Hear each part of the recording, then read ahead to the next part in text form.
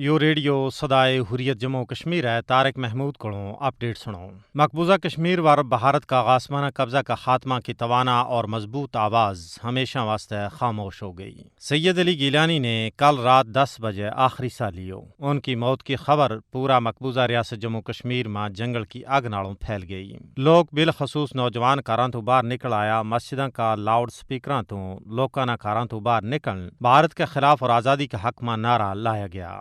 بھارت کے زیر قبضہ جموں کشمیر میں جد و جہد آزادی کی علامت سینئر ترین بزرگ رہنما سید علی گیلانی کی مسلسل نظر بندی کے دوران وفات ور آزاد کشمیر اور پاکستان سمیت دنیا بھر میں سوگ کو سمائے۔ آج پاکستانی پرچم ادو جھکیو رہ گو اور سرکاری سطح پر یوم سوگ منایا جا رہا ہے۔ پاکستانی وزیر اعظم عمران خان اور ہر دل عزیز رہنما کی جرت مندانہ جد و جہد نہ سلام پیش کرتا ہوں کیوں ہے کہ سید علی گیلانی نے ساری زندگی کشمیریاں کا حق خود ارادیت واسطے جد و جہد کی۔ سید علی گیلانی کئی بیماریاں میں مبتلا تھا۔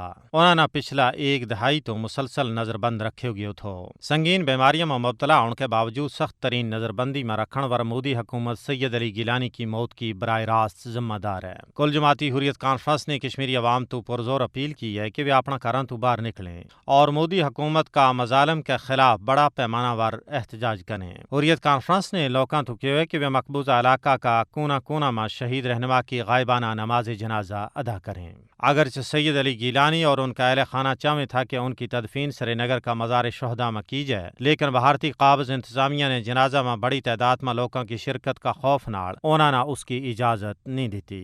انہوں نے حیدر پورہ میں سخت فوجی محاصرہ میں اپنا کارتو صرف کچھ میٹر کا فاصلہ ور دفن کیو گیا۔ مجھ کاٹ تعداد میں لوگوں جنہ میں اہل خانہ قریبی رشتہ دار اور ہمسایہ شامل تھا نہ ان کی نماز جنازہ میں شرکت اور انہوں نے آخری دیدار کی اجازت دیتی گئی۔ مودی کی فسطائی بھارتی حکومت نے وادی کشمیر خصوصاً سری نگر اور اس کا آڑا دوڑا علاقہ نہ قید خانہ میں تبدیل کر دیتا ہے۔ حیدر پورہ سری نگر میں سید علی گیلانی کی رہائش گاہ پر لوگوں کا سمندر نہ کٹھو ہون تو روکن واسطے علاقہ میں بھارتی فوجیاں اور پولیس اہلکاراں کی مجھ تعداد بھی تعینات کر دیتی گئی ہے۔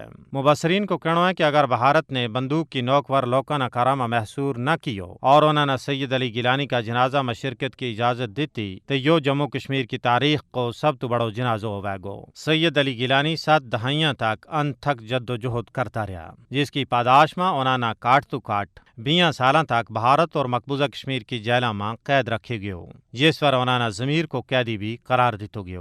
اپڈیٹ ختم ہوئے۔